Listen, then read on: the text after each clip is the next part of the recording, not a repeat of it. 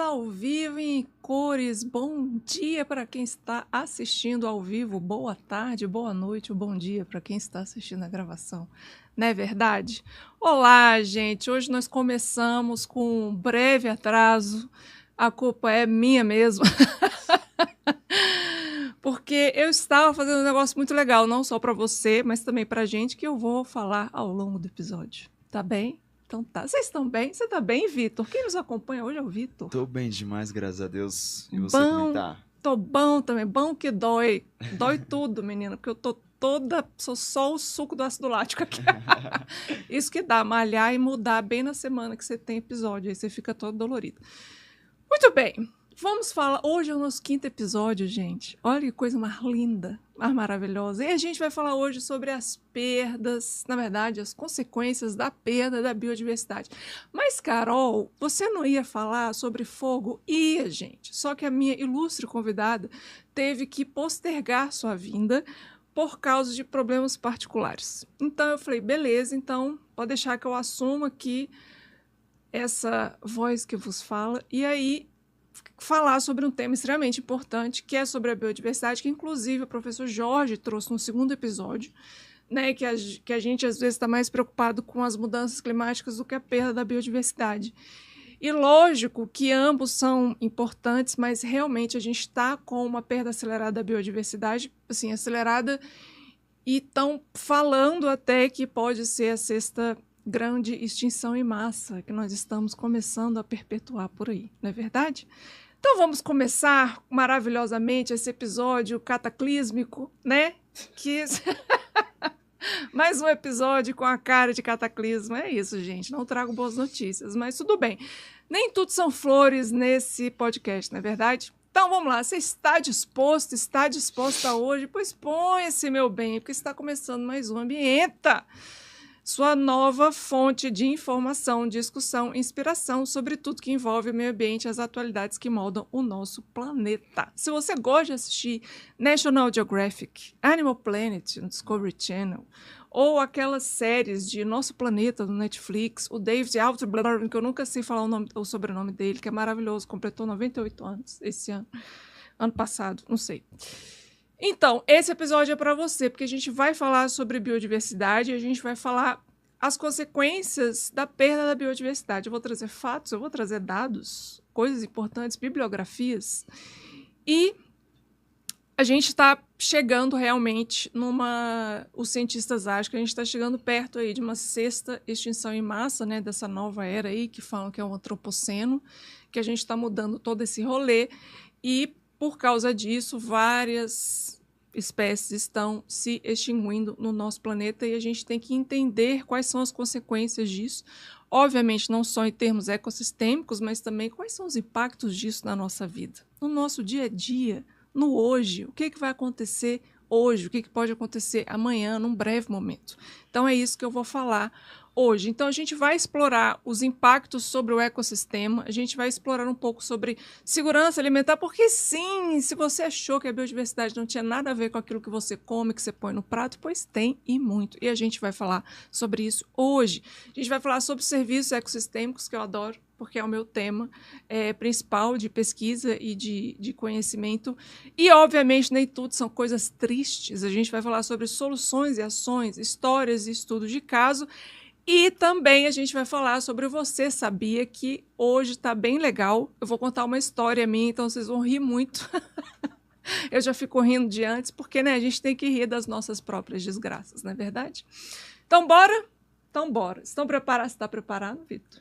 Estou pronto. Então, bora. Muito bem, gente. A convidada de hoje é Mara, porque sou eu mesma. Então... Então vamos começar com eu mesmo falando sobre os impactos que tem a perda da biodiversidade sobre o ecossistema, óbvio, né? Então a gente vai começar com os impactos que tem no próprio ecossistema. Uma coisa que eu quero deixar claro é que isso já vem sido falado há muitos anos, desde que eu nasci, literalmente, porque tem um livro que eu até utilizei no doutorado, que chama Extinction, do Paul Ehrlich e da Anne Ehrlich. Esses dois, que é um casal de ecólogos, escreveram esse livro que chama Extinction, que é extinção.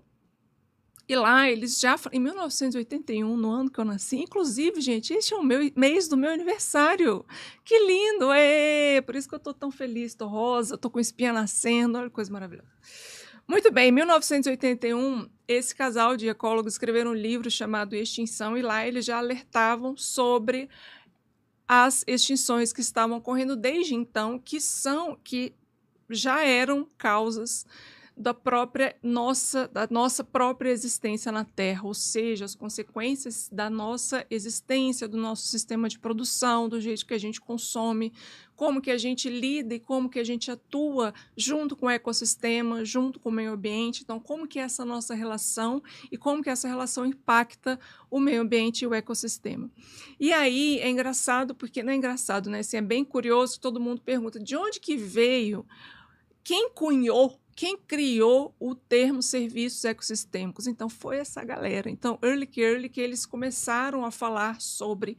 Na verdade, eles criaram esse termo serviços ecossistêmicos não para a gente entender como uma forma finalística ou utilitarista usada na economia, por exemplo.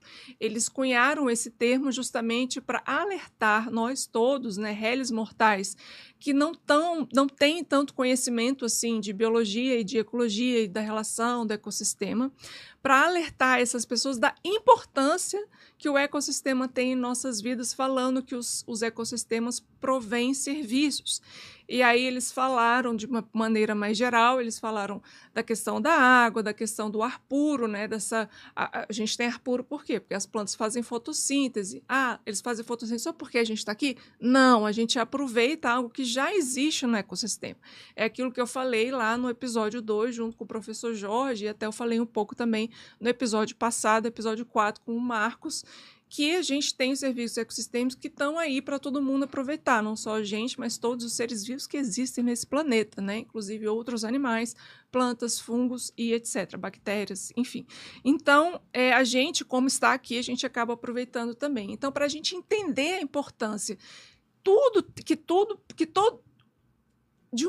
que o ecossistema faz, vamos dizer assim, ou seja, de tudo que o ecossistema faz para a nossa vida, os dois ecólogos cunharam esse termo, serviços ecossistêmicos, para a gente se apropriar desse termo como conhecimento e também para a gente entender a importância dele. Por quê? Por causa das extinções que eles estavam alertando no livro, que se tivesse muita extinções de espécies-chave, espécies guarda-chuva, e eu vou explicar um pouco sobre isso já, dentro do ecossistema, a gente ia perder e muito coisas valiosas para a nossa própria existência. Então, era isso que eles estavam alertando no ano que eu nasci, 1981. Aí eu já estou falando a minha idade, né? Eu aceito presentes, tá, gente? Pix.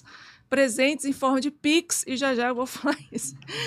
Enfim, então, desde 1981, essa galera começou a falar isso. Mas só agora que eles falaram isso? Não. Desde a década, gente, sei lá, de 30, já tinha ecólogos alertando, até economistas ecológicos, né, que tem a diferença de economia ecológica e economia ambiental. Eu fiz um vídeo no YouTube sobre isso, depois entra no meu canal, que está lá no meu Instagram, @CarolTBernardo.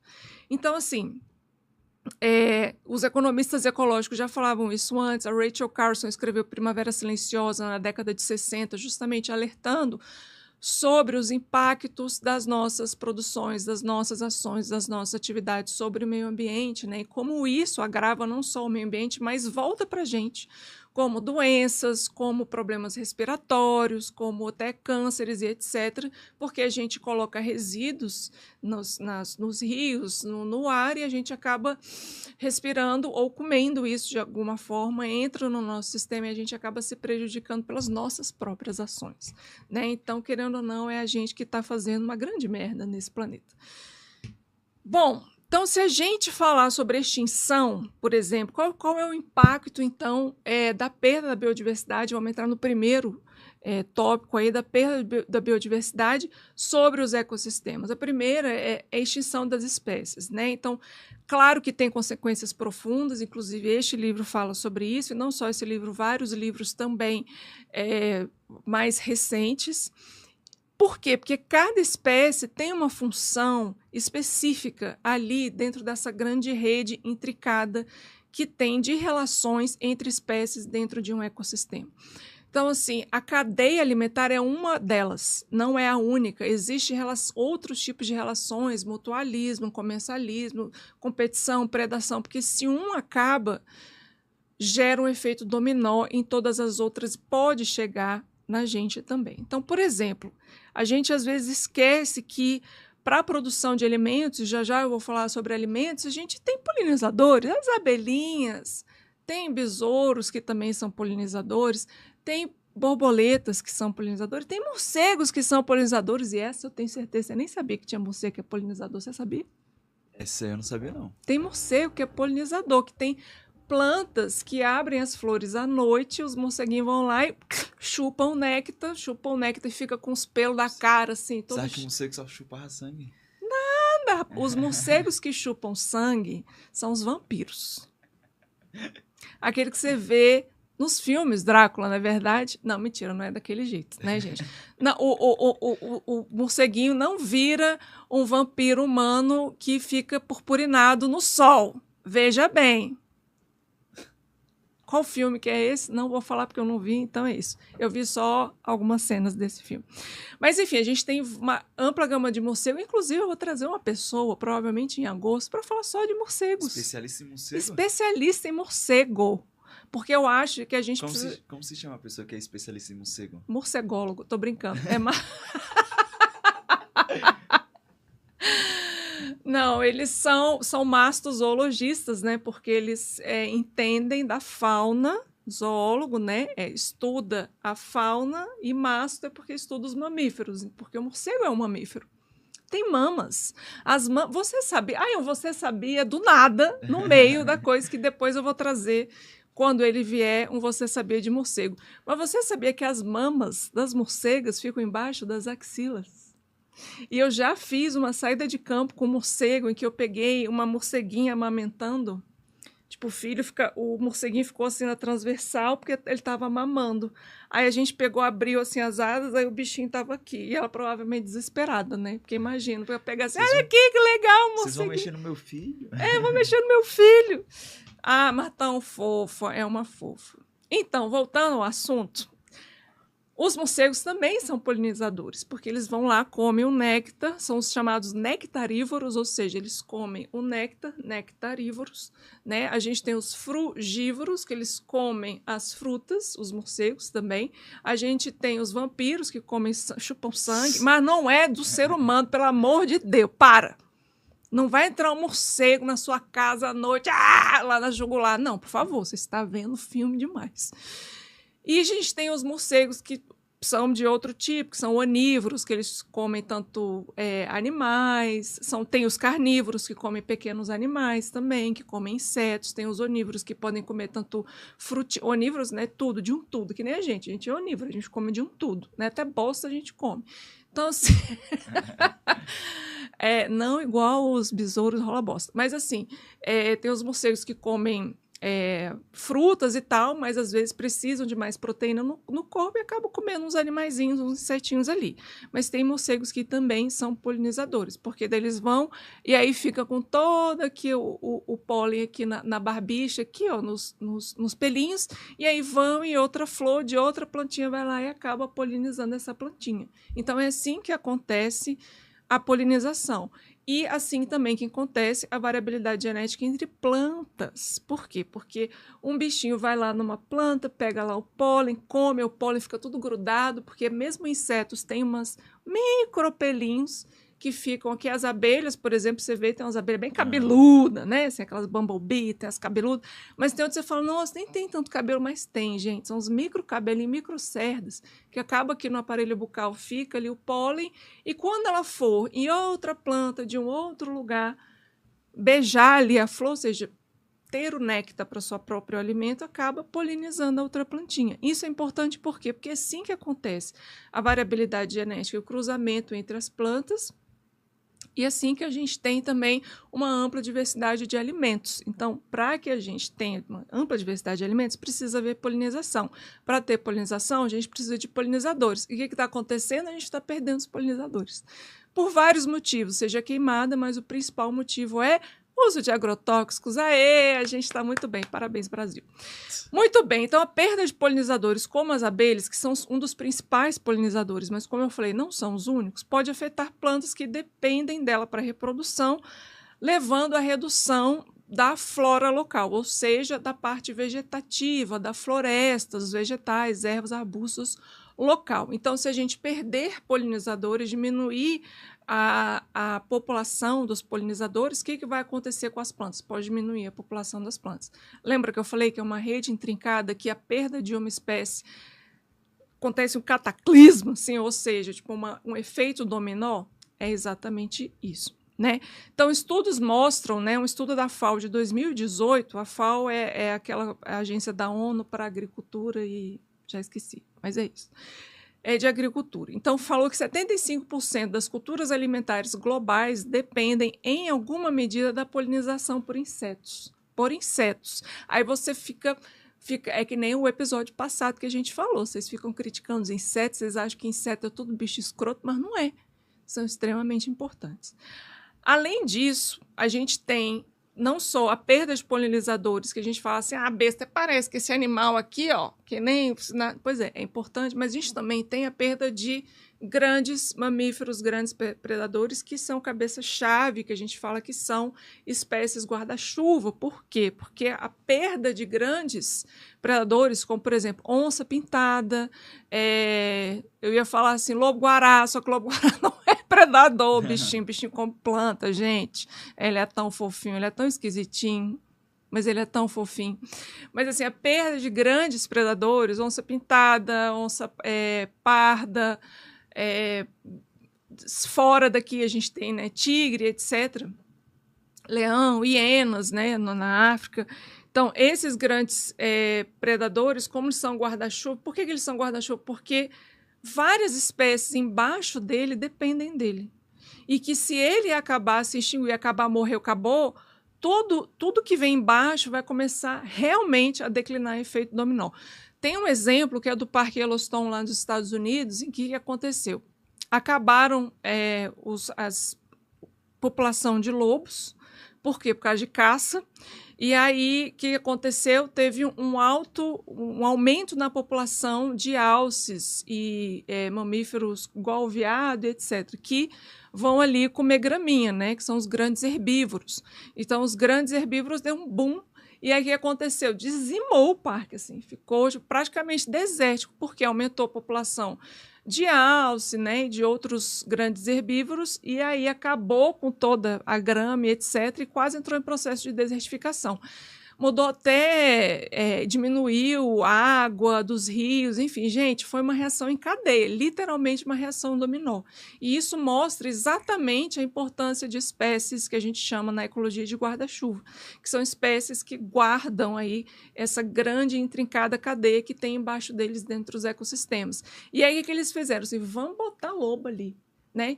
Eu vou falar inclusive da conservação ex situ, que é, por exemplo, a conservação em zoológico. Você fala, odeio zoológico, os bichos ficam lá. Mas, infelizmente, eu também não gosto tanto assim, mas eu adorava ir em zoológico. Mas, infelizmente, esse é um assunto polêmico. Adoro falar polêmicas. Mas, assim, eu entendo a crítica, mas, querendo ou não, é um tipo de conservação fora do local de hábitat daquele animal, para a gente conservar o que a gente chama de pool gênico, ou seja, toda a carga genética daquela espécie pode estar conservada ali em alguns indivíduos e, às vezes, tentar reproduzir em cativeiro para que essa espécie se mantenha. Porque quando acontece um negócio desse, como aconteceu no Yellowstone, o que eles fizeram? Vamos botar de volta a população de lobos. E eles fizeram isso.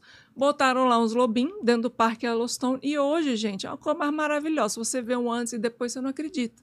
Por quê? Botando lá os lobos, o que aconteceu? Eles começaram a caçar os alces, diminuiu, ou seja, eles conseguiram regular a população de alces. A partir do momento que regulou essa população, as gramíneas, arbustos e até as árvores começaram a crescer e germinar, porque não conseguia nem germinar, porque o alce ia lá e comia a plantinha pequena, que poderia se tornar uma grande árvore. Então, assim, todo um ecossistema foi restaurado por causa de uma espécie guarda-chuva, que é o lobo, que são os grandes predadores, né?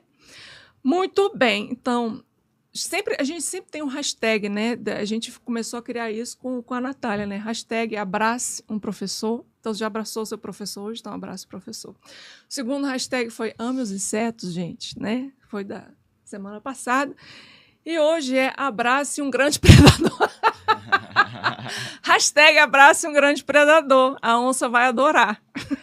Vai lá. Essa questão da hashtag ame um inseto. Como a gente faz para criar essa consciência que realmente, se existe um inseto, claro, porque ele está aqui, é porque é importante para alguma coisa, como a gente faz para criar essa consciência para a população realmente pensar, pô, aquele inseto ali vai me matar, eu não gosto de inseto, ai que nojinho, sei lá o quê, mas ele é super importante tanto para a biodiversidade, para o mundo, para o planeta. Como criar essa consciência para a população entender que aquele inseto ali é importante para a gente e aí não chegar a matar, destruir? Exatamente o que a gente está fazendo agora, divulgando a ciência. Mas eu vou dar um outro exemplo, que eu tenho certeza que você já fez isso, e muita gente faz isso. E eu falo, não faça, porque você está fazendo um desserviço para você mesmo.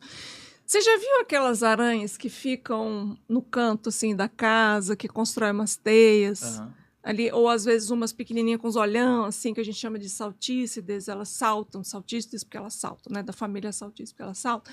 Então, essas aranhas que estão no banheiro, ou que tem as perninhas fininhas, ou que são essas saltícides com os olhão, assim, esbugalhadas, que ela não anda, ela fica pulando, assim, ela pula, sabe? Elas são conhecidas também como papa-mosca ou papa-mosquito. Por quê? Elas vão comer o mosquito da sua casa. Ao invés de você ficar comprando aqueles negócios que você bota na tomada para evitar insetos, os Baygon, essas coisas, o que você faz? Mantenha uma aranha, sendo que a aranha não é inseto, tá, gente? Mas assim, a aranha come um inseto que é prejudicial. Porque a gente acha que todo inseto é prejudicial. Mas não é. Ou acha que toda aranha é venenosa. E não é. A aranha não é inseto, tá, gente? Veja bem. A aranha é um aracnídeo. Junto com os escorpiões, junto com os opilhões, que são os bichos muito doidos, e junto com outras coisas muito doidas. Mas as aranhas, essas que tem na nossa casa, fazem um excelente serviço para a gente, que come os insetos que podem ser vetores de doença. Ah, todos os insetos são vetores de doença? Não. Esse que é o problema. Todo mundo acha que mosquito é vetor de doença. Não é, gente. Só alguns podem ter vírus da dengue, zika, chikungunya e etc. Malária, né? No caso do norte do país. Então, essas aranhas, vocês ficam, não, vão matar. Para quê? Para quê? Você está fazendo um desserviço para elas, vai tirar a vida delas, um desserviço para você mesmo. E tem outros insetos que também comem insetos. Então, por exemplo, joaninhas. Se uma joaninha estiver na sua planta, deixe ela na sua planta. Sabe por quê? Porque provavelmente ela está auxiliando a saúde da sua planta. Uma joaninha é um besouro, tá, gente? Um besourinho muito fofo, porque tem pintadinho assim na sua asa externa ali, né, vermelho com os pintinhos brancos, vermelho com os pintinhos coisa e tal. Ela come o quê? O tal do pulgão. Pulgão também é um inseto, mas sabe, pulgão, que todo mundo fala, vou botar aqui um negócio para tirar pulgão, tá fazendo mal para minhas plantas. Pois é, a joaninha, aquele besouro lindo, maravilhoso, come o pulgão. Aí você vai lá, vou matar. Ah, não, vou tirar daqui. Ai, não gosto. Tá estragando a minha planta. Tá estragando a minha planta. Não, a joaninha é boa. O que não é bom é aqueles negocinhos, bichinho pequenininho, assim, branco, que são os pulgões, ou verde. Isso aí é alimento da joaninha. Você entende? Então, se a gente entender e você seguir o Ambienta, @Ambienta Rádio Federal, e participar com a gente, e trazer coisas, e ouvir, e disseminar a ciência. Então, se você é um cientista, entomólogo é o quê? Estudiosologia, estudo, entomo, insetos. Então, estudioso dos insetos, venha participar mais com a gente. Eu adoro insetos, eu estudei insetos, eu estudei libelos, tá aqui, ó. Estudei libelulinhas no meu mestrado. Então, assim, as libelas também são maravilhosas, elas são carnívoras, são predadoras, vorazes, assim, vorazesíssimas. E elas comem quem? Inseto, que transmite doença, como os mosquitos. Né? Então, se você quer se libertar do Aedes, Crie uma libela. Mentira, eu não crie não, mas ame as libelas. Hashtag ame os insetos, gente. Porque tem vários insetos que fazem serviços pra gente e a gente nem tá sabendo. Como, por exemplo, os polinizadores. Então, você inteirar e gostar mais de ciência, divulgar ciência é extremamente importante para que a gente crie essa consciência de que os bichos que estão aí estão também exercendo um papel dentro do ecossistema. E que nem todos, né, são ruins. Né? Eu falaria, nenhum é ruim, mas assim, né, eu estou sendo muito enviesada aqui, né? Nenhum é ruim, porque eu amo os bichos. Mas assim, nem todos são ruins. Então, hashtag amo inseto. Hashtag ame uma aranha. Ame uma aranha. Hashtag abrace um grande predador. Muito bem, galera. Então, olha só. Além da perda da biodiversidade em si, ou seja, além da gente perder tudo isso, o que acontece dentro do ecossistema? Reduz a resiliência. O que é resiliência de um ecossistema? Aí eu vou fazer uma pausa, porque eu vou fazer um disclaimer. Nossa, resiliência humana é igual à resiliência dos ecossistemas? Não! Sabe por quê? Porque resiliência humana, quando a gente fala, nossa, essa pessoa é muito resiliente. Quando fala que essa pessoa é muito resiliente, ela tem uma resistência muito grande aos impactos que acontecem na vida. Ela, tipo, cai, levanta, vamos levantar, eita, o impacto está ali, mas acabou, vamos levantar. Quando a gente fala de resiliência do ecossistema, a gente está falando que é uma capacidade do ecossistema se recuperar de uma perturbação que acabou. Exemplo, Serra Pelada. Você não vai lembrar se você nasceu no final dos anos 90, início dos anos 2000, tipo o Vitor aqui. Você não vai saber o que é serra, mas pesquisa no Google, Serra Pelada. Serra Pelada era um lugar onde tinha mineração de ouro, né? Devastou o lugar, acabou, assim, detonou, fizeram um buraco, tá velho, cavado e detonou a biodiversidade, acabou. Parou a mineração, parou a extração de ouro e tal, etc. E o que está acontecendo com o ecossistema? Ele está se restaurando naturalmente. Isso é resiliência. A capacidade que um ecossistema tem de se restaurar sozinho, né? Ali, quando uma grande perturbação termina. Então, acabou a perturbação, não estou mais perturbando mais, o ecossistema vai lá e se regenera, tá bom? Mas tem um ponto em que, se ultrapassar esse ponto, a probabilidade desse ecossistema se regenerar vai diminuindo. Esse ponto é o que todo mundo está falando por causa das mudanças climáticas, chama tipping point. Quando chega nesse ponto, né, esqueci a tradução do tipping point, eu vou até botar aqui no Google. Mas quando chega nesse ponto, o que acontece com o ecossistema? Ele vai começar a entrar em um processo de desertificação.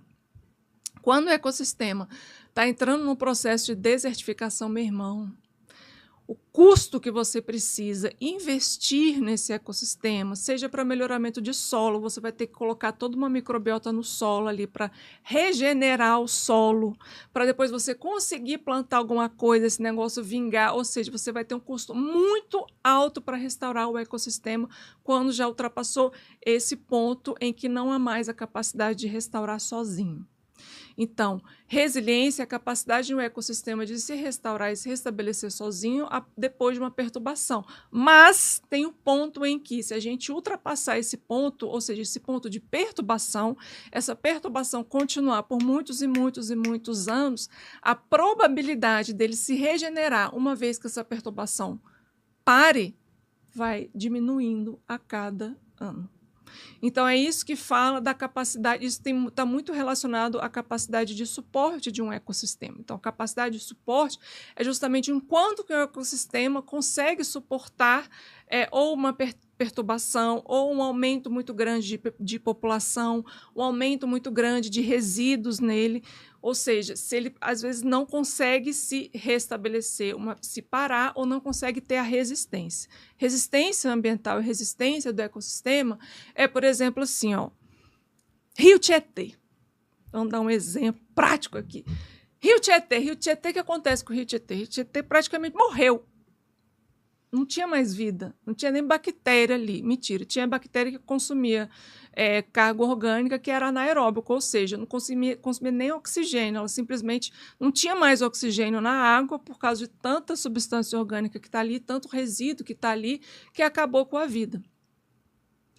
Ou seja, eles achavam que, mesmo que eles continuassem colocando resíduos ali, o rio ia continuar de boa. O rio ia continuar depurando os resíduos, ia continuar ele mesmo lidando ali com os resíduos. Isso seria uma capacidade de resistência do ecossistema aquático, por exemplo. Só que não é bem assim. Chega a um ponto que o ecossistema não aguenta, que é tanto impacto, que nem ele mesmo consegue depurar e se autorrestabelecer ou se adaptar, porque sim, o ecossistema é algo dinâmico, se adaptar a essa capacidade de resíduo, de impacto negativo que está acontecendo ali. Então, se você continuar e não der tempo para ele ter essa resistência de, beleza, eu tenho esse grande impacto de matéria orgânica, deixa eu me readaptar aqui, eu vou aumentar essas bactérias aqui, essa população aqui vai morrer um pouco, mas daqui a pouco a gente entra num outro equilíbrio, não aquele de antes, mas a gente entra num outro equilíbrio, porque é um processo dinâmico, mas continua sendo um rio com vida. Está num novo equilíbrio, está com um pouquinho menos qualidade, mas continua com vida. Isso aconteceu com o Tietê durante alguns anos, ele ainda tinha vida. Acho que hoje eles estão tentando restaurar o ecossistema aquático do Rio Tietê, principalmente ali na parte da foz, né, que passa justamente pela cidade de São Paulo. Então, ele ainda estava e botava mais, o rio atingia um novo estágio de equilíbrio, com esse nova dinâmica do ecossistema, perdia outras populações, novas populações subiam aqui, que eram mais comedoras de resíduo orgânico, então aumentava o número de bactérias aqui, diminuía outros ali, outros fungos que eram bons, saiu, então, mas atingiu um novo equilíbrio, resistência ecossistêmica. Agora, você está batendo tanto que acaba que vai morrer. Aí só tem o quê? Bactéria anaeróbia ali, comendo o resíduo e acabou, não tem nem oxigênio. Então, acabou. Eles estão tentando o quê? Restaurar o Rio Tietê. Restaurar o Tietê tem custo, alto custo. Por quê? Porque já provavelmente ultrapassou a sua capacidade de suporte, eles estão tendo que botar lá várias coisas químicas e biológicas para que tente restaurar o próprio ecossistema. Nossa, eu falei um bando de conceito aqui. Você entendeu? Ficou claro? Ficou claro. Ah, gente, que lindo, adoro. Muito bem, então, se a gente tem alta biodiversidade, seja número de espécies ou mesmo abundância de espécies, quantidade de indivíduos, e riqueza é número de espécies, quantidade de espécies diferentes, mas principalmente a riqueza. A gente tem muita riqueza, a gente tem uma alta resiliência. Por quê? Porque daí a gente passa a diminuir a dependência de certas cadeias tróficas, de certas relações ecossistêmicas ali dentro. Então, uma vez que a gente tem uma ampla riqueza, a gente pode ter uma alta resiliência do ecossistêmica. O que acontece quando tem poluição? A poluição acaba, seja aquática ou mesmo aérea, o que vai acontecendo? Vai diminuindo algumas populações mais sensíveis e fazendo com que outras populações vão aumentando o número. Então, você vai diminuindo a riqueza do ecossistema aos poucos, aí ele pode se ajustar, o exemplo que eu dei do Rio Tietê, ele pode se ajustar ali com aquela população, perder um pouco aqui, subiu outras populações, mas está ali. Mas diminuiu a riqueza, diminui a resiliência. Ou seja, se parasse os resíduos orgânicos, a poluição no Rio Tietê, por exemplo, num tempo ele poderia se restaurar naturalmente? Poderia. Porque ele ainda ia ter resiliência, ele ainda ia ter um número lá de bicho ali, de bicho, bactéria, fungo, planta, tal, que poderia se restabelecer. Mas como o impacto foi tão longo, e ao longo de muitos anos, sem dar tempo para o próprio ecossistema respirar, deu no que deu. É que nem MMA. Você gosta de assistir MMA? Não é Ministério do Meio Ambiente, gente. MMA é aquele Marshall Pickles Arts. Eu não sei o que é o M. Qual que é o M? Marshall... É da luta mesmo? É. Ah, eu não faço ideia. Faço a menor ideia. Eu só gosto de futebol. Que bom. Que bom não, coitado. Que tristeza. Então, se você assiste MMA, é a mesma coisa, gente. É como se a pessoa ali fosse um ecossistema. Se a pessoa continua batendo, chega uma hora e ele consegue voltar? Consegue voltar. Ele estava igual antes? Não estava igual antes. Mas ele consegue voltar? Consegue voltar. Dá umas porradas ali, aí recebe uma, cai. Aí volta e tal. Aí daqui a pouco ele cai e pronto, acabou a luta. Ele não levanta mais. Não é assim? Verdade. É igualzinho, gente, o ecossistema. É igualzinho. Como se nosso mesmo corpo a gente fosse um ecossistema só. É muito doido, né? Que analogia maravilhosa, gente. É isso. O que está acontecendo no cerrado, então? A diversidade de plantas, a gente sabe que é extremamente essencial para o solo do cerrado. Por quê? Porque as raízes das grandes árvores do cerrado são extremamente profundas. Na verdade, não precisa ser só das grandes árvores, até de ervas e arbustos, são bem profundas. E qual que é a importância disso, gente? Elas pegam a água lá do fundo, e não só pegam a água lá do fundo, mas que também elas conseguem abrir espaço para, quando cair uma chuva, absorver a chuva no solo, ter buraquinhos para a água entrar. Não é lindo? É lindo. E aí, com a perda das espécies vegetais, por exemplo, do cerrado, a gente pode comprometer esses processos. E aí, o que a gente produz no cerrado? O que a gente produz aqui? No cerrado? Tipo de biodiversidade? Não, de produção agrícola. Soja.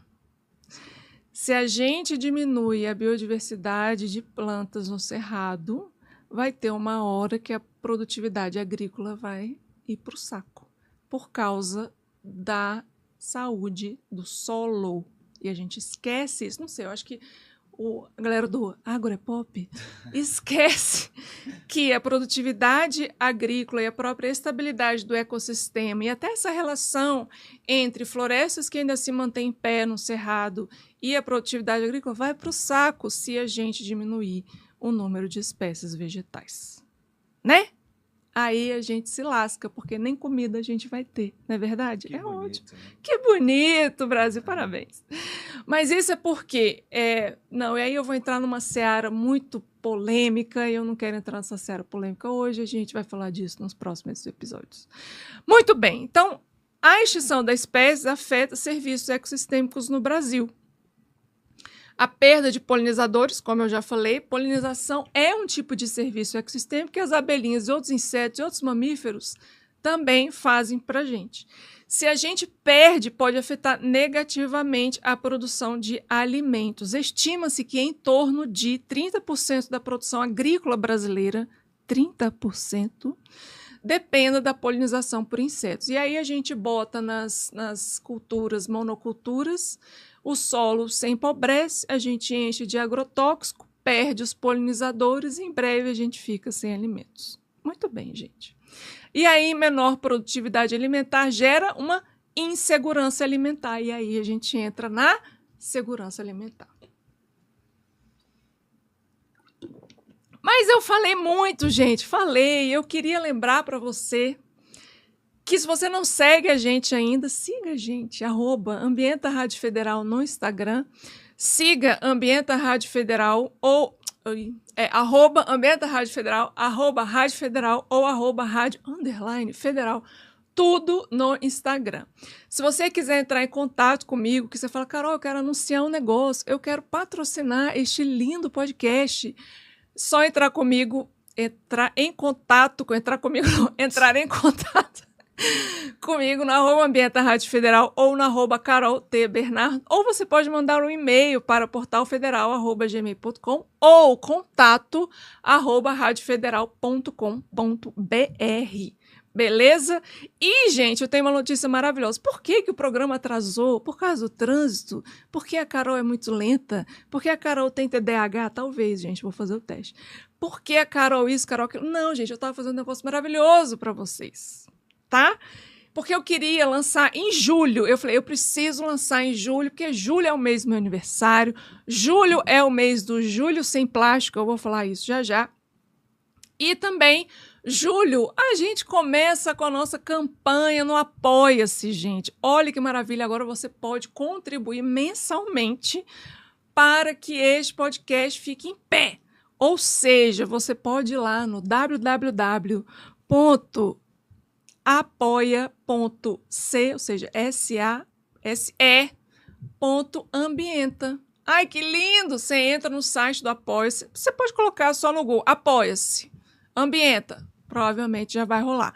Mas o site é www.apoia.se.ambienta. Então, apoia.c.ambienta. Não é lindo? Você vai lá, se cadastra, bota o seu e-mail, você pode fazer sua contribuição por apenas R$9 mensais. R$9, gente. Você não compra nem um bombom por R$9. Nem um bombom. Se você tem uma balinha por R$9, você compra mais. E aí, você pode auxiliar a gente. E o que eu vou ganhar com isso, Carol, se eu auxiliar vocês? Vocês vão ganhar newsletter, 2 newsletters por mês. O que é um newsletter, Carol? É um boletim de notícias. Eu vou compilar tudo que eu falo aqui, inclusive as besteiras. Mentira. Não, vou sim, porque tem que ser divertido. Eu vou compilar tudo que eu falo aqui de todos os programas que tiver no mês e vou mandar para vocês com figurinha, com foto, com vídeo, com parará, com especificação, espécie tal, ecossistema tal, referência bibliográfica, porque trabalhamos com fatos e dados por aqui, isso aqui é ciência. Então, você vai receber isso no seu e-mail 2 vezes por mês, tá? Quinzenal. E você vai poder conversar comigo depois do episódio no grupo do WhatsApp ou na comunidade do WhatsApp do Ambiente. Não é lindo, gente? Não é lindo? Show, hein? Show, não é? Eu acho que você deveria apoiar, hein? www.apoia.se.ambienta. Apoia-se Ambienta. Vai lá que você vai entrar nessa comunidade cativa do Ambienta e vai poder também escolher pautas, dar suas sugestões, dar seus comentários e conversar comigo no Zap Zap. O que você acha, hein? Vamos trocar um Zap? Mas antes, vamos trocar um Pix de R$9? Manda Pix. Apoia-se.ambienta. Muito bem, continuando aqui depois dessa pausa, a gente vai falar de segurança alimentar, porque a perda da biodiversidade pode causar uma perda de produção de alimentos. Por quê? Porque diminui polinizadores, diminui produção de alimentos, diminui flora, diminui espécies vegetais, diminui saúde do solo. E aí todo mundo perde. A perda da biodiversidade agrícola, por exemplo, pode levar a uma maior vulnerabilidade das culturas, né? Ou seja, a gente perder grandes culturas. Gente, tem um exemplo do século XIX, tá? A gente poderia aprender com os erros do passado, né? Para continuar cometendo erros do futuro. Mentira. Não, vamos aprender os erros do passado para não cometer mais erros do futuro. A falta da diversidade genética no cultivo de batatas na Irlanda, no século XIX, gente, resultou na grande fome, onde um patógeno, algo que causa uma doença, na própria planta da batata, devastou as colheitas de batata e levou à morte de aproximadamente 1 milhão de pessoas.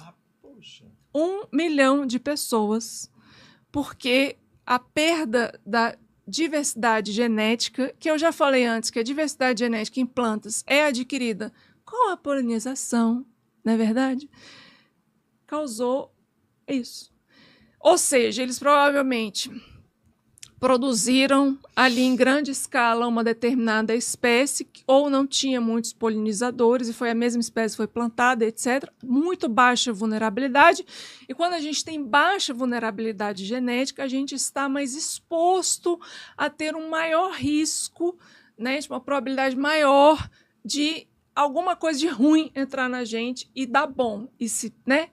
Por exemplo, é a mesma coisa com vírus, gente. Se você está bem, se você está com a saúde em dia, vitamina C em dia, você come direitinho, você faz lá suas necessidades direitinho, você está bem.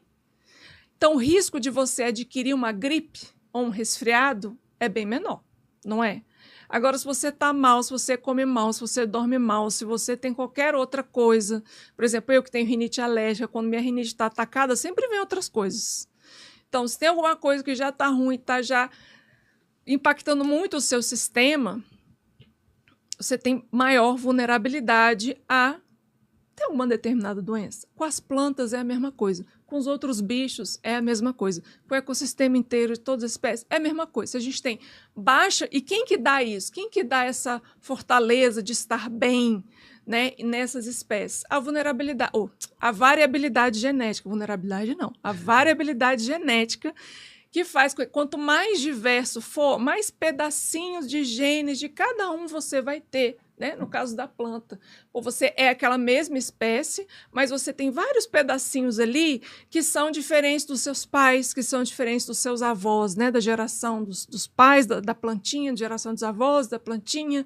E aí esses pedaços de genes fazem com que você seja uma planta forte e resista à entrada desses patógenos, né? Que são patógenos? Um fungo, uma bactéria, um vírus que vai fazer mal às plantinhas, né? Como é o caso que eu dei da gripe na gente. É a mesma coisa. Então, nesse caso, aconteceu apenas a baixa variabilidade genética, fez com que as espécies fossem vulneráveis a entrar os patógenos e todo mundo morreu, 1 milhão de pessoas. Atualmente, a FAO estima que 40% das espécies de plantas cultivadas estejam em risco de extinção. 40% de plantas cultivadas, eu vou repetir, né, estão em risco de extinção, o que representa uma ameaça à segurança alimentar global. No Brasil, gente, não é diferente. Você acha que ia ser diferente? Não. A gente pode ter consequências muito graves, porque a dependência de poucas variabilidades na nossa alimentação, seja poucas variabilidade de milho, variabilidade, né, e cada vez mais, às vezes, a gente está manipulando tudo, né, esse organismo geneticamente modificado que está afunilando para uma coisa só, faz com que tenha baixa variabilidade genética e você aumenta a vulnerabilidade dessa espécie, desse cultivo e dessa produção. Aí o que vai acontecer? Vocês aumentam o quê? Vão botar agrotóxicos para não entrar os patógenos, fungos, vírus, outros vetores, né, protozoários, bactérias, etc. Aí você aumenta o número de agrotóxicos, só que lá você está matando quem? Está matando os insetos que seriam bons, os polinizadores. E aí, gente, é uma reação em cadeia, que eu falei, é uma reação dominó, né? Muito bem. Vamos falar sobre serviços ecossistêmicos. Que coisa mais linda, a gente está acabando o tempo, mas mesmo assim eu vou falar. Serviços ecossistêmicos, como eu já falei, vocês devem estar careca de saber que eu só falo disso aqui, porque é minha especialidade.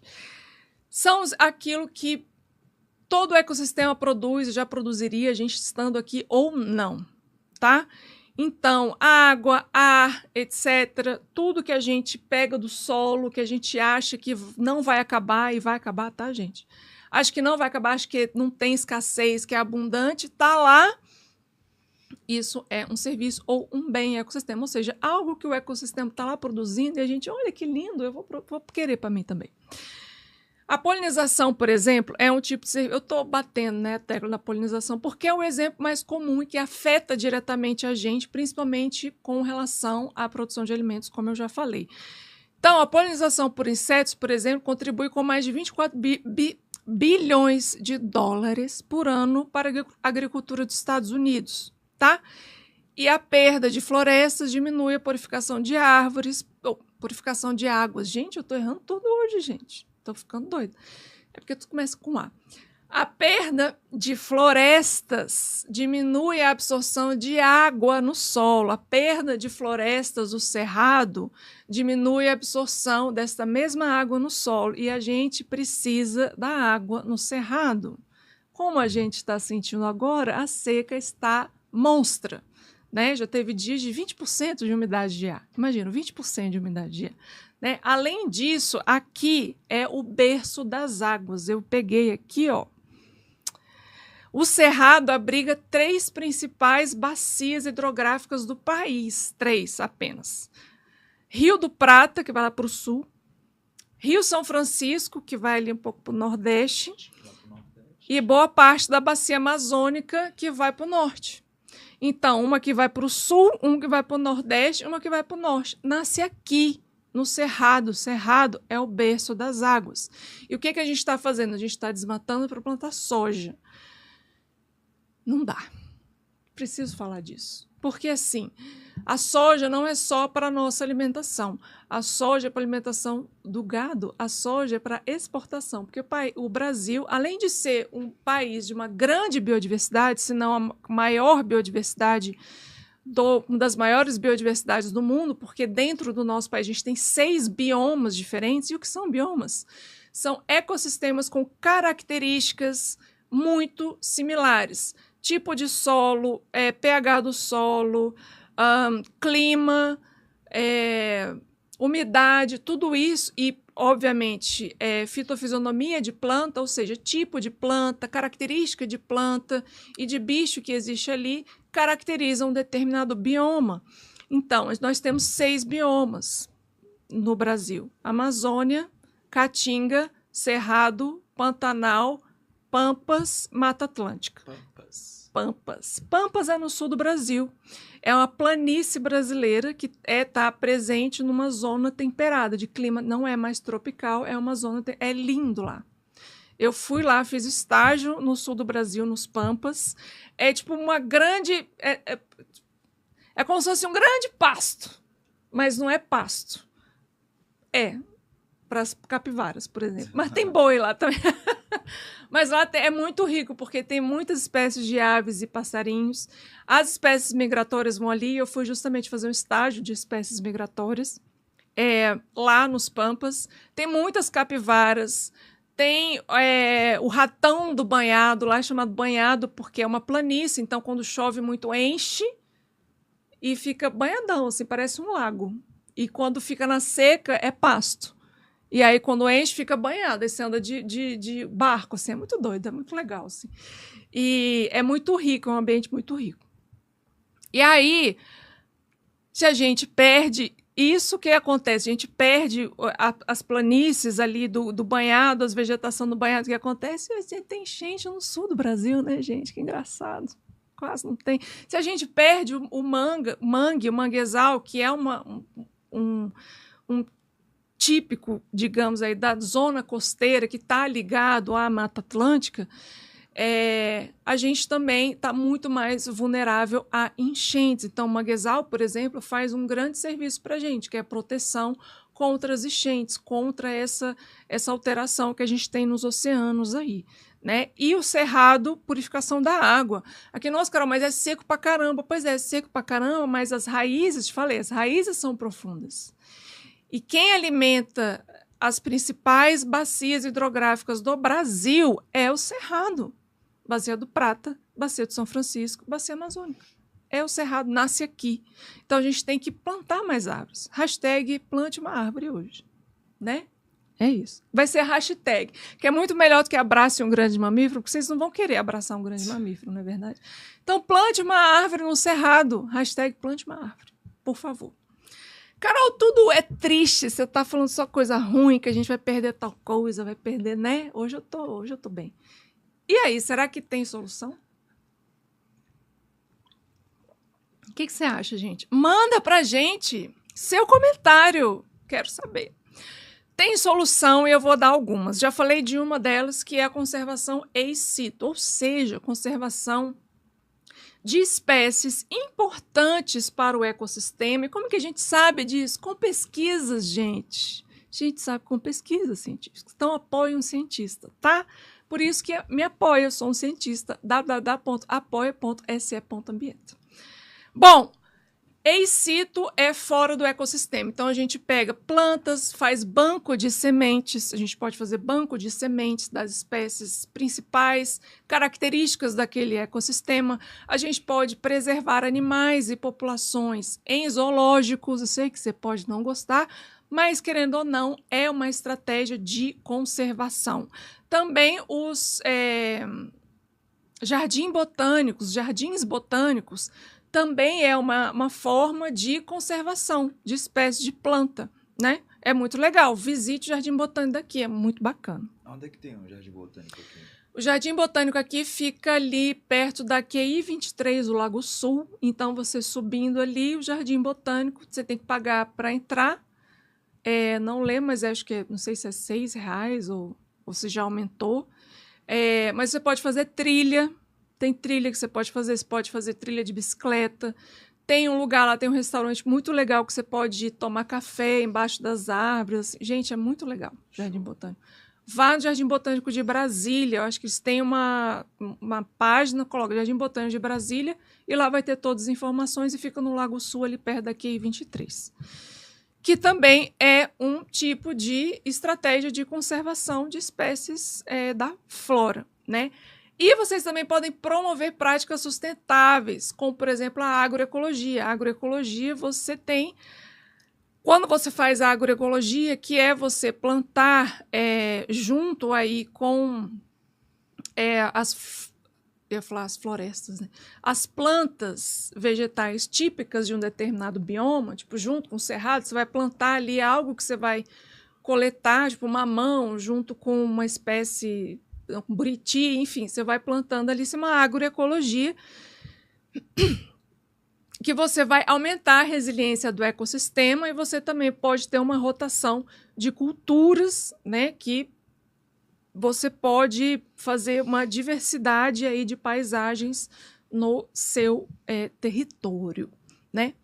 Tem também políticas, obviamente, estimular políticas que incentivam a restauração de hábitats degradados, tá? Pode ajudar a recuperar toda a biodiversidade que foi perdida ali, como eu falei, a restauração em ambientes degradados pode acontecer de maneira natural ou não natural, ou seja, a gente vai lá e planta e começa a plantar e etc. Mas tem políticas sobre isso, políticas públicas, então se engaje, gente, em projetos ou com ONGs ou com projetos sociais que tem essa temática, né? E, obviamente, campanhas de educação que você mesmo pode promover, se você for um professor, uma professora, se for um pesquisador, você pode promover junto com uma ONG, dentro da sua própria escola ou dentro do seu próprio condomínio, né? Enfim, se você quer fazer alguma coisa, existem várias formas de fazer, né? Ou seja, hashtag ame o inseto, você pode fazer ame o inseto no seu condomínio, para que as pessoas entendam, né? Se você tem um biólogo morando, eu tenho certeza que deve ter algum biólogo aí morando no seu condomínio. Se tem um biólogo aí morando ou não, escreva para a gente, Carol, quero, vamos conversar que a gente faz aí o negócio acontecer, né? E como é que isso acontece na prática? No Brasil, a gente tem algo que chama de apicultura sustentável. O que é apicultura? Apicultura é a criação de abelhas. Gente, está muito seco. Meu Deus do céu. Bom, a apicultura sustentável tem sido promovida em várias regiões para melhorar a polinização e aumentar a produção de colheitas, como eu já falei, a gente já cansou de falar aqui da importância da polinização e dos insetos. Um exemplo é comunidades rurais do Nordeste, a introdução de abelhas nativas, provavelmente sem ferrão, tem proporcionado segurança alimentar e renda nacional para os agricultores e apicultores. Programas como da Fundação do Banco do Brasil têm capacitado agricultores a manejar colônias de abelhas e integrar técnicas de polinização em suas práticas agrícolas. Não é lindo? Bonito. Isso é bonito. Isso é um programa lá no Nordeste, em que junta as duas coisas, inserção de espécies nativas, polinizadoras, nativas, sem ferrão, cria as abelhas e também ajuda nas práticas agrícolas, porque essa galera aqui, os polinizadores, vão trazer variabilidade genética para a agricultura. É lindo. No Pantanal, que está acabando em fogo atualmente, então, por favor, entre nos sites e ONGs e Instagrams da galera do Pantanal. Depois eu posto na newsletter, se você assinar, colocar toda essa listagem, porque eu tenho isso comigo, eu só esqueci de trazer. Assine o nosso programa que você vai receber a newsletter com todas as informações. Mas no Pantanal, que está pegando fogo, tem um programa também de conservação focado na proteção de espécies-chave, que são espécies que, uma vez que você retira essa espécie do ecossistema, tudo desmorona, inclusive a gente. Como a ariranha e a onça-pintada. A ariranha é um mamífero tão bonitinho, mas que se você demole, ela pode te comer. Mas engraçado que no Pantanal eu nadei no rio com a ariranha. Deus me livre. E com o jacaré. E com o piranha. Os três juntos ali, vivendo, felizes. Sem contar também que eu já nadei alguns rios lá em Natal, lá no Nordeste, lá onde eu morava, que tinha umas espécies de... Eu falo assim, ó, se o ecossistema tá bem e tá equilibrado e eles têm comida... Eu acho que eles não vão te Eles atacar. não vão. Eu falo isso pra minha mãe. Minha mãe, minha filha! Mãe, você tá ouvindo? Beijo. Minha mãe, minha filha, não vai, minha filha, não entra. Como que você entrou num rio cheio de piranha, jacaré, ariranha? Eu falei, mãe, o rio tá cheio de peixe. Você acha que o jacaré e a ariranha vão ter o custo que tem para pegar um tamanho desse, uma presa desse tamanho, 1,71 m de altura? Não vai. O bicho, gente, avalia os riscos e os custos. Se ele está bem alimentado e tem espécie em abundância ali para ele comer, tem preso, tá bom, gente, você pode entrar numa boa. Agora, também não vai ser tinhoso e ficar enchendo a porra do saco do jacaré. Ei, jacaré, não sei o quê. Aí você vai levar uma mordida de graça, tá? Não é isso que eu tô falando. Isso que eu ia falar, também não vai encher o saco do cara. Se o cara tá em paz, tá quieto... Deixa o bicho lá e fica na sua também. Até porque ele tá num ambiente dele, né? Você que é o intruso. Exatamente. Porque muita gente acha que a gente é a espécie mais evoluída. Não é, gente. A gente só chegou por último na escala evolutiva. A gente é o novinho do rolê. Sabe o novinho do rolê que não sabe nada? Então, a gente é o novinho do rolê. Então, na natureza, quando você for pro meio ambiente, haja-se como se fosse a novinha ou o novinho do rolê. Você tem muito a aprender, porque o jacaré está ali, ó, muitos milhões de anos antes de você. E ele está muito mais adaptado àquele ambiente do que você. Então, largue de ser, né? Enfim. Não atrapalhe os animais no meio ambiente e no hábitat deles. Quem vai perder é você, eu tenho certeza. Então, é por isso que eu entrei. Porque eu falei assim, gente, tá tudo bem, a gente se revistava, eu estava no curso de campo do Pantanal, a gente se revistava para ver se ninguém tinha machucado, né? Porque não pode estar sangrando. Se você entrar com algum machucado que seja sangrando, aí o risco da piranha vir e morder você é quase 100%, né? A probabilidade dela vir e morder você é 100%. Então, não entre no rio com piranha que você esteja com algum machucado. Eu, por exemplo, estou com um corte aqui, se eu entrar, já era. Porque ela sente, ela tem sensores químicos para sentir o cheiro da hemácia, que é a célula de sangue. Então, né, gente, por favor. Então, eu entrei e foi de boa, foi uma maravilha. Pantanal é lindo, gente, proteja o Pantanal. Então, eles têm o programa de proteção das espécies chaves, que é aquilo que eu falei, que são os predadores, grandes predadores, onça-pintada e ariranha. Ariranha, sim, é predador, que são vitais para a manutenção de toda a saúde, toda essa cadeia do ecossistema, né? Então, a conservação deles não é bom só para o ecossistema, mas também para a visitação e turismo. Então, eles acabam recebendo renda, porque tem muita gente que vai para o Pantanal para ver onça-pintada, para ver sussuarana, mas principalmente onça-pintada. Sussuarana é a nossa puma. É aquela onça que não tem cor. A gente pode chamar de puma ou pode chamar... Eu esqueci o nome, gente. Porque tem a puma com color e tem a puma... Vou botar aqui, sussuarana. Mas, na verdade, ela é uma onça pintada, né? Não. Não? Não. A onça parda. Ah, gente, ela é tão fofinha. É a onça parda mesmo. Puma com colo. É ela mesma. Eu tô falando dela e nem sabia. É a puma com colo, que chama puma ou puma brasileira ou onça parda ou sussuarana. Mas, normalmente, o que a galera mais paga para ir pro Pantanal é para ver onça pintada. Inclusive, um amigo meu, ele era guia turístico do Pantanal, ele estava fazendo mestrado e a gente se encontrou nesse curso de campo e ele estava contando lá como é que é. Assim. Ele era um dos guias que ia fazer esses passeios com os turistas para ver a onça pintada.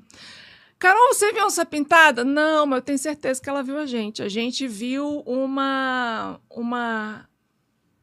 ouviu à noite, quando a gente estava no alojamento, uma onça arranhar Elas fazem isso, né, para afiar as unhas e cortar as unhas na madeira, assim, da árvore.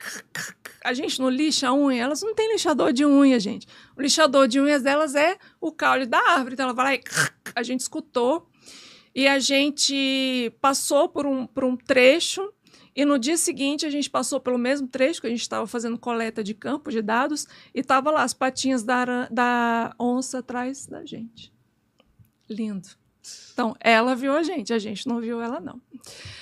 Muito bem, então você pode apoiar, obviamente, todos esses programas, seguir esses programas, tanto do governo, ou que seja de entidades privadas, seja de ONG, de organizações civis.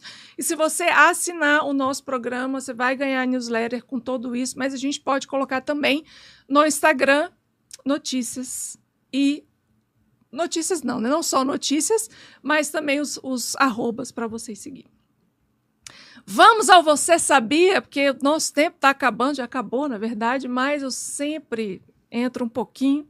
Como a gente começou atrasado, eu posso seguir falando. Mentira.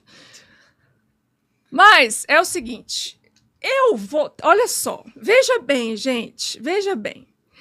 No @Ambienta Rádio Federal, você entra lá e toda quinta-feira eu coloco 3 temas possíveis do Você Sabia. Nessa semana eu coloquei um tema temático. Algo temático. Aves. Botei 3 opções. Ou sabiá do campo, ou quero-quero, ou aves migratórias. Aí o que aconteceu? Deu um empate. Aí eu pedi para vocês desempatarem. Vocês não desempataram, gente. Eu que tive que escolher.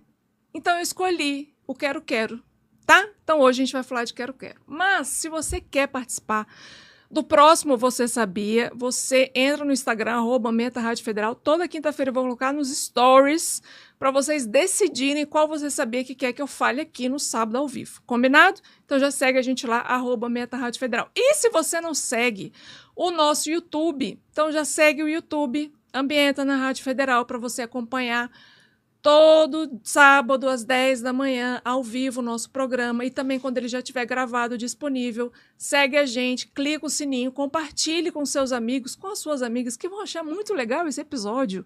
Falando de biodiversidade, polinização e de várias outras coisas.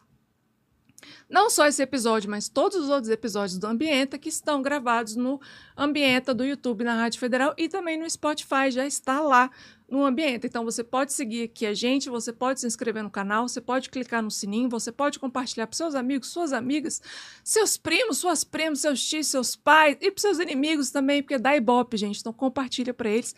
Dá o joinha também para a gente. Joinha é muito legal, quer dizer que vocês estão gostando do conteúdo. Coloque perguntas e sugestões de temas. Agora, se você quer ajudar a decidir a pauta, isso é uma coisa importante. Se você quiser ser VIP, gente, VIP, assine o nosso, né? Seja o nosso assinante, seja o nosso cliente VIP. Venha para o Ambienta. Você também vai poder conversar comigo no WhatsApp. apoia-se.ambienta. Beleza? Tá lá, apenas R$9, gente. 9 lulas, tá? Você pode ir lá. Você compra nem um bombom, então vai lá apoiar a gente, tá bom? Falando de biodiversidade, então eu decidi, botei lá os 3, deu um empate, decidi, a gente vai falar de quero-quero. Quero-quero é uma ave. Aí eu já vou dar um Você Sabia dentro do Você Saber, tipo Inception. Tem passarinho e tem ave. Quero-quero é uma ave. Todo passarinho é uma ave, mas nem toda ave é um passarinho. Isso significa que, dentro do grande grupo das aves, nós temos uma pequenina parcela, mas que é muito abundante e rica, inclusive, da ordem Passeriformes. Então, os passarinhos são só a galera que está na ordem Passeriformes. Todo o resto do grupo é ave. Então, os passarinhos é só a galera Passeriformes. Todo o resto é aves. Passarinho é muito típico, assim. Parece o canarinho, é o passarinho. Até o sabiá, se não me engano, é um passarinho. Gente, gralha, que não parece, mas é um passeriforme. É um passarinho, tá?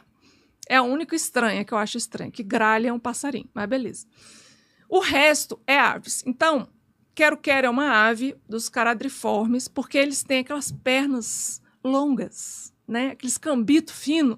Aqueles cambitos finos servem para quê? Para andar também em locais que são pasto, gramínea e com água. Então, quero-quero, às vezes, fica perto de local com água ou onde tem pasto. Por isso que é como... Você gosta de futebol, Vitor? Que é comum ter quero-quero em campo de futebol. Verdade. Você vai jogar futebol, vai ter um quero-quero lá. Por que que tem esse quero-quero lá? Você sabia que os quero-queros botam os ninhos e fazem os ninhos no chão? Eu não sabia. Pois, por isso que eles estão na grama. Eles fazem no chão e depois eles cobrem com a grama e ficam lá.